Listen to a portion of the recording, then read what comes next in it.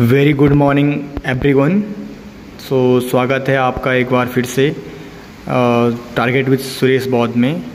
तो आज हम पार्ट 2 लेके आए हैं question answer series forest guard के लिए।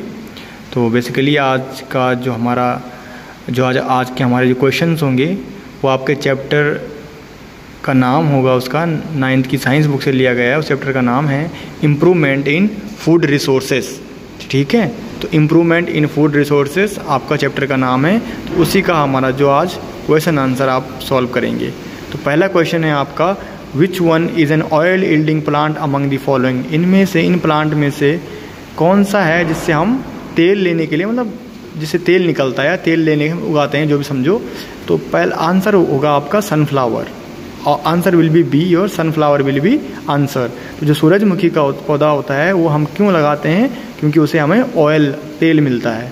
और जिसका ये ऑयल होता है, it is a very essential और very beneficial for the heart patient. जो दिल के मरीज़ होते हैं उनके लिए ऑयल बहुत अच्छा माना जाता है, क्योंकि इसका जो ऑयल होता है ये आपकी हार्ट आर्टरीज है, जो हार्ट आर्टरी से क्या करता है, कोलेस्ट्रॉल रिमूव करता है।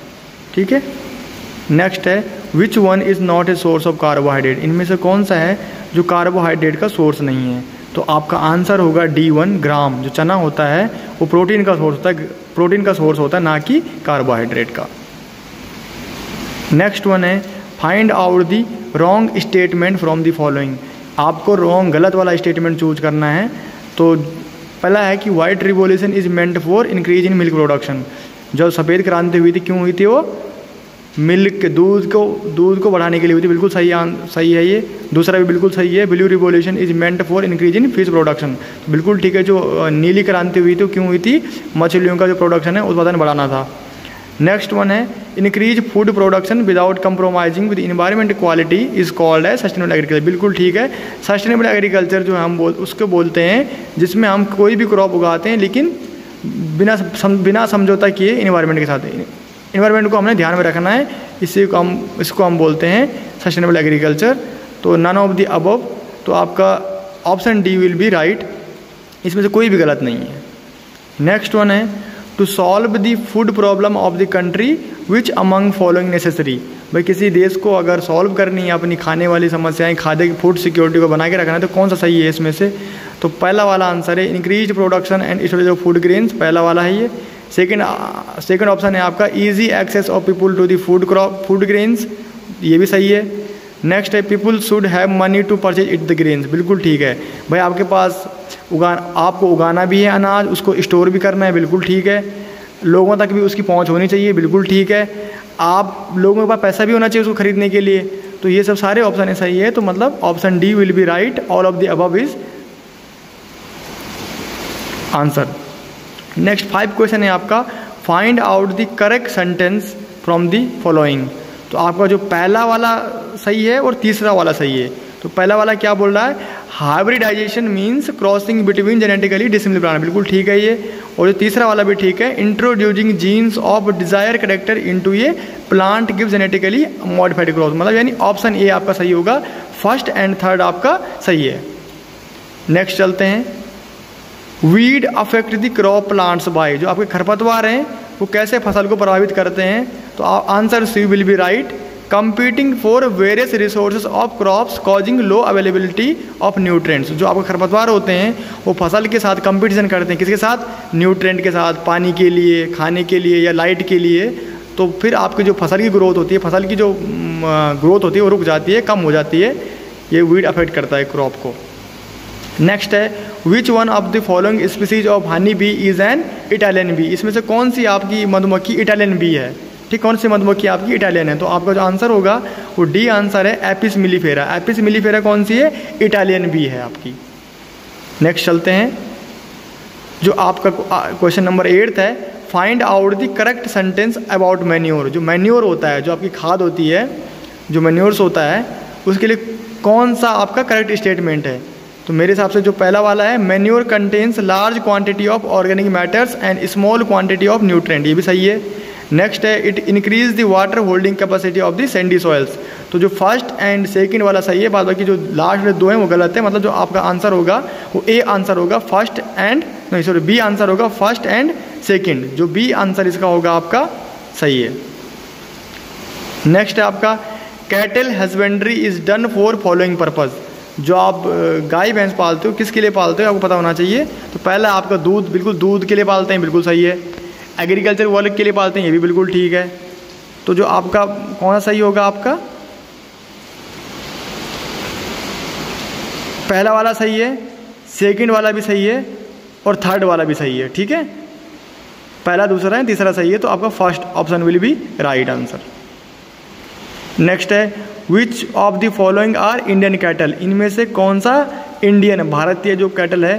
तो पहला है बॉस इंडिगस, बिल्कुल ये भी इंडियन कैटल है। और तीसरा वाला बॉस बुबेलिस, ये भी क्या है, इंडियन कैटल है। तो आपका जो आंसर होगा first and third, A answer आपका सही होगा फर्स्ट एंड थर्ड। नेक्स्ट है which of the following are exotic breed. इनमें से कौन सी विदेशी नस्लें हैं, ठीक है। तो भाई जर्सी विदेशी नस्लें हैं, ब्राउन स्विच भी विदेशी नस्ल है। तो आपका सेकंड एंड थर्ड आपका सही होगा, बाद बाकी जो ये गलत है, ब्राउन कुछ होता नहीं है और जर्सी स्विच भी कुछ होता नहीं है, ठीक है। ये आपका आंसर कौन सा होगा, बी आंसर आपका सही होगा इसमें। नेक्स्ट है poultry farming is undertaken to raise following. जो हम पोल्ट्री फार्मिंग करते हैं ये किस लिए करते हैं।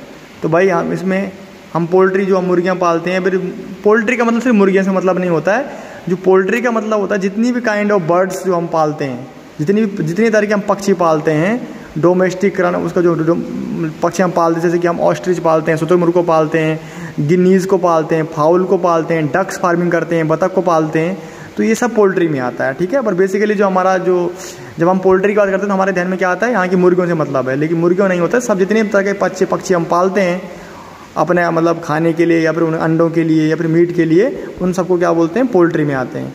तो हम पहला ऑप्शन भी सही होगा आपका, तो तीसरा भी सही होगा आपका, ठीक है। तो फर्स्ट एंड थर्ड आंसर आपका सही होगा, ठीक है। तो मतलब ऑप्शन ए आपका सही होगा। हम इसके अंडे के लिए करते हैं, दूसरी बात चिकन के लिए करते हैं, चिकन मीट के लिए करते हैं, ठीक है। तो आपका B answer will be right, first and egg production के लिए करते हैं और चिकन के लिए करते हैं, मतलब सी आंसर आपका नहीं, सी नहीं आपका पहला ऑप्शन आंसर, ए आंसर आपका फर्स्ट एंड थर्ड, मतलब ए आंसर आपका सही होगा इसमें। नेक्स्ट चलते, poultry fowl are susceptible to the following pathogen. मतलब जो पोल्ट्री होती है, जितनी भी तरह की बर्ड होती है, कौन सी ज़्यादा इसमें से क्या होता है इसमें, उनमें वायरस भी लगता है, बिल्कुल ठीक है। बैक्टीरिया से भी बीमारियाँ होता है, बिल्कुल ठीक है। फंजी से भी होती है, बिल्कुल ठीक है। तो सारे आंसर इसमें सही हैं, ऑल ऑफ द अबव इसका आंसर होगा। नेक्स्ट है which one of the following fishes is a surface feeder. इसमें ये आपको पूछ रहा है कि इनमें से कौन सी जो मछली है वो सरफेस मतलब जो पानी के ऊपर फीड करती है, पानी के ऊपर खाती है किसी भी चीज़ को। तो ये आंसर आपका डी आपका सही है, कैटलस। कैटल जो मछली होती है वो सरफेस फीडर होती है, ठीक है। नेक्स्ट आपका है question number 15, animal husbandry is the scientific management of. तो एनिमल हस्बेंड्री किस चीज़ का साइंटिफिक मैनेजमेंट है, एनिमल ब्रीडिंग का, बिल्कुल ठीक है। तो कल्चर ऑफ एनिमल नहीं, कल्चर ऑफ एनिमल कैसे कर सकते हैं, ये पॉसिबल नहीं है। एनिमल लाइव स्टॉक बिल्कुल ठीक है, रियरिंग ऑफ द एनिमल बिल्कुल ठीक है। तो first third and last option आपका चाहिए, तो यानी डी आंसर आपका सही होगा। नेक्स्ट है which one of the following nutrient is not available in fertiliser. तो बेसिकली देखो सारे के सारे फर्टिलाइजर के रूप में अवेलेबल होते हैं, लेकिन इसमें जो इन्होंने दे रखा था answer that will be iron, but एक तरीके सही नहीं है। आयरन के भी फर्टिलाइजर आते हैं, बस इनमें से आप आयरन लगा सकते हो आंसर, ठीक है। तो iron will be answer your. Next है preventive and control measures adopted for the storage of grains. जो आप जब आप किसी भी चीज़ को स्टोर करते हो, किसी भी जैसे धान को या फिर गेहूं को, किसी भी चीज़ को फूड ग्रेन को स्टोर करते हो, तो आपका क्या ध्यान देना चाहिए इसमें से। तो भाई स्ट्रिक्ट क्लीनिंग, उनको अच्छे से साफ रखना चाहिए आपको, पहली बात। प्रॉपर डिसजॉइनिंग ये भी होना चाहिए। फ्यूमिगेशन ये भी होना चाहिए बिल्कुल, ताकि उसमें जो आपके पेस्ट जो आपके कीड़े उनको ना खाएं। तो ये सारे आंसर आपके सही होंगे, all of the above is a right answer, D option will be right. पहला इसमें फिल इन द ब्लैंक्स में there are dash nutrient essential for growth of crops. तो भाई जो 17 न्यूट्रेंट होते हैं, 17 न्यूट्रेंट आपका कितना है, 17, 17 न्यूट्रिएंट, 17 न्यूट्रिएंट आपके असेंशियल होते हैं ग्रोथ के लिए प्लांट में। नेक्स्ट है manure and dash are the main source of nutrient supply to the crop plants. तो मैन्यूर एंड फर्टिलाइजर, यहाँ पे क्या आएगा, फर्टिलाइजर आएगा। नेक्स्ट है आपका organic farming is a farming system with minimal or no use of chemical. तो भाई ऑर्गेनिक फार्मिंग जो हम बोलते हैं कि जैविक खेती बोलते हैं हम जिसको, तो हम क्या करते हैं, इसमें केमिकल का यूज हम नहीं करते हैं, ठीक है। नेक्स्ट है the growing of different crops on a piece of land in a pre plan succession is called as crop rotation. इसको क्या बोलते हैं, फसल चक्र बोलते हैं। जब हम किसी भी एक खेत में जो जैसे कि आप राइस लगाए, उसके बाद व्हीट लगाए, उसके बाद क्या आपने लगाए, तो एक साल में जितने आप क्रॉप लगा रहे हो दूसरी एक मतलब अलग अलग सीजन में, उसको हम क्या बोलेंगे, क्रॉप रोटेशन बोलेंगे। नेक्स्ट है poultry farming is done to raise domestic fowl. तो भाई पोल्ट्री फार्मिंग हम क्यों करते हैं, चाहे आपको किसी भी चीज़ की फार्मिंग करनी हो, भाई आपको चिकन पालना है, आपको मुर्गा पालना है, मुर्गी पालना है, या फिर बतख पालना है, या फिर शुतुरमुर्ग पालना है, या फिर कोई भी किसी भी तरह का आप पक्षी पालना चाहते हो मीट के लिए या फिर उसके कंजप्शन के लिए, उसके यूटिलाइजेशन के लिए, तो आप क्या बोलोगे, पोल्ट्री फार्मिंग आप करोगे, इसको बोलेंगे। Cross breeding is done between. तो भाई क्रॉस ब्रीडिंग किसके बीच, हमारे पास इंडिजीनियस के लिए हम जो देसी वाला उसके बीच करते हैं और विदेशी वाले के बीच करेंगे क्रॉसिंग, ताकि हमारा जो इम्प्रूवमेंट हो ब्रीड में, ठीक है। तो यहाँ पे इंडिजीनियस क्या आएगा, इंडिजीनियस एंड एक्जोटिक यहाँ पे आंसर आएगा। नेक्स्ट वन है marine fish capture is done by. तो इसको क्या बोलेंगे, मराइन फिशरी, ठीक है। Marine fish capture is done by marine fishery guided by echo sounders and satellites. Next है बी कीपिंग। बी कीपिंग और बी कीपिंग क्या होता है भैया, बी कीपिंग को क्या बोलते हैं, मधुमक्खी को पालने को क्या बोलते हैं, हम बी कीपिंग बोलते हैं। तो रियरिंग ऑफ बी बोल सकते हैं हम, क्या बोल सकते हैं, रियरिंग ऑफ हनी बी। जब हम मधुमक्खियों को पालते हैं उसको क्या बोलते हैं, बी कीपिंग बोलेंगे। तो bee keeping or rearing of honey bee is done to get honey and wax. हम क्यों हम पालते हैं मधुमक्खियों को, ताकि हमें शहद मिल सके और वैक्स मिल सके उसके लिए, ठीक है। नेक्स्ट है the value or dash of honey depend upon the pasture available. तो जो quality, the value or quality आएगा, इसमें क्या आएगा, क्वालिटी आंसर होगा। जो आपका क्वालिटी होती है, जो शहद की क्वालिटी डिपेंड किस पे करता है, कि आपके जो वहाँ पे क्या अवेलेबल है आपके मधुमक्खियों के लिए। तो बोलते हैं कि जो यूकेलिप्टिस होता है, जो यूकेलिप्टिस पेड़ होता है उसका शहद बहुत अच्छा होता है। अगर आपके पास यूकेलिप्टिस का जो पेड़ है आसपास बहुत सारे हैं, तो अगर आप मधुमक्खी उससे नेक्टर लाती है तो वो A1 क्वालिटी का जो आपका शहद मिलता है आपको, ठीक है। नेक्स्ट वन है द डैश बीज have high Honey collection capacity and sting somewhat less. तो इसमें से कौन सी हनी बी है जिसकी सबसे ज़्यादा जो आपकी शहद इकट्ठे करने की आपकी क्षमता है, तो वो आपकी होगी, इसमें होगा एपिस मिलीफेरा। तो एपिस मिलीफेरा क्या है, इटालियन बी हम बोलेंगे इसको, ठीक है। नेक्स्ट है fishing can be done both by. जो फिशिंग है कैप्चर के थ्रू भी कर सकते हैं और कल्चर के थ्रू कर सकते हैं। जो आपका जो फिशिंग करते हैं हम, एक तो हम क्या करते हैं कि भाई समंदर में पकड़ी आपने, कैप्चर किया उसको, तो वो कैप्चरिंग बोलते हैं, तो कैप्चर हो गया। अब कल्चर होता है, ये कल्चर करते हैं हम, क्या करते हैं, हमने पॉन्ड बनाया, फार्म पॉन्ड बनाया, उसमें हमने क्या डाले, स्पॉन डाले। ये स्पॉन मतलब वो जो होता है जो कि मछलियों के लिए आपको जो ग्रो करने के लिए होता है, उसको स्पॉन बोलते हैं। तो आपने डाला स्पॉन और उससे फिर मछलियाँ पैदा होती है और फिर उसको आप यूज करते हो, तो उसको क्या बोलेंगे, कल्चर बोलते हैं, ठीक है। कल्चर करना किसी चीज़ को, ठीक है। नेक्स्ट चलते हैं animal feed include dash which is largely fibre. तो जो ये क्या होगा, रफेज होगा। जो animal feed include roughage which is largely fibre. जो रफेज होता है, जो रफेज जो होता है उसमें क्या होता है, ज़्यादातर फाइबर होता है। एंड आएगा इसमें, एंड कंसनट्रेट, इसमें आएगा concentrate which are low in fibre. तो पहले वाला डैश में, dash fill in the blanks में क्या आएगा, रफेज आएगा। दूसरे में क्या आएगा, concentrate which are low in fibre and contain relatively high level of protein. जो कंसनट्रेट होता है उसमें जो प्रोटीन ज़्यादा होता है, और जो रफेज होता है उसमें ज़्यादा क्या होता है, फाइबर ज़्यादा होता है। ध्यान रखना इस बात का। जो रफेज एंड कंसनट्रेट है ये खाना होता है, किस चीज़ के लिए खाने के लिए बोलते हैं, पशुओं का जो खाना बोलते हैं इसको बोलते हैं, ठीक है। ध्यान रखना, बड़ा मोटे तौर पर आपको पता होना चाहिए। नेक्स्ट है the dash stop the rain water from the flowing away and also reduce soil erosion. तो भैया जो आपका बरसात का पानी होता है उसे कैसे रोक सकते हो, और जो आपका जो मिट्टी का जो मिट्टी बहती है एक जगह से दूसरी जगह, उसको कैसे रोक सकते हो आप, जिसको सॉइल इरोजन बोलते हैं, उसको आप रोक सकते हो स्मॉल चेक डाम से। चेक अगर डाम बनाओगे, छोटे छोटे डाम बनाओगे तो उसे आप रोक सकते हो। तो ये आंसर होगा आपका स्मॉल चेक डाम, छोटे छोटे जो आप चेक डाम बनाते हो। नेक्स्ट है in dash soils the large quantity of organic matter help in drainage and avoiding water logging. तो कौन सा? क्ले सॉइल होगा, ठीक है। तो क्ले सॉइल में लार्ज क्वांटिटी में इसमें ऑर्गेनिक मैटर होता है और ये आपको हेल्प करता है drainage and avoiding water logging. तो वहाँ पे वाटर इकट्ठा नहीं होता इन सॉइल में। तो क्या होता है? आंसर होगा इसका clay soil, CLAY। Next one है आपका vermi compost is prepared by using.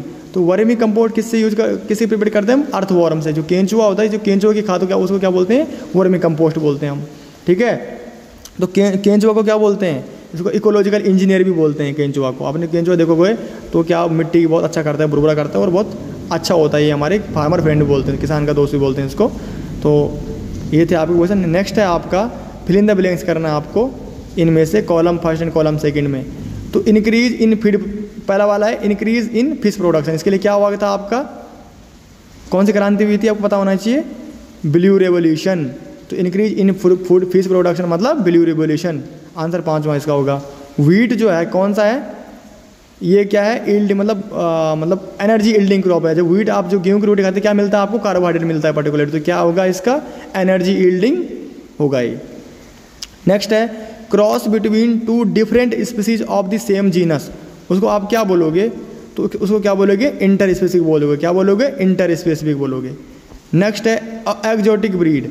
तो एक्जोटिक ब्रीड क्या है इसमें से? ये एक्जोटिक ब्रीड कौन सी होगी? जर्सी होगी आपकी। जर्सी क्या है? एक्जोटिक ब्रीड है, ठीक है। टर्मेरिक क्या है आपका? जो हल्दी है क्या है? बायोपेस्टिसाइड के रूप में जाता है। टर्मेरिक जो होता है ये बायोपेस्टिसाइड के रूप में होता है। जो जितने तरह के इंसेक्ट होते हैं, कीड़े मकोड़े, आप हल्दी से जो टर्मेरिक है इसमें यूज में ले सकते हो, काम में ले सकते हो, ठीक है। बरसीम क्या है आपका? बरसीम का नाम सुना, ये क्या है आपका? रफेज है। क्या है? बरसीम रफेज है। और जो जी है largely fibre component of feed. इसका आप क्या होगा? ये फॉडर क्रॉप बोल देंगे इसको। क्या बोलेंगे?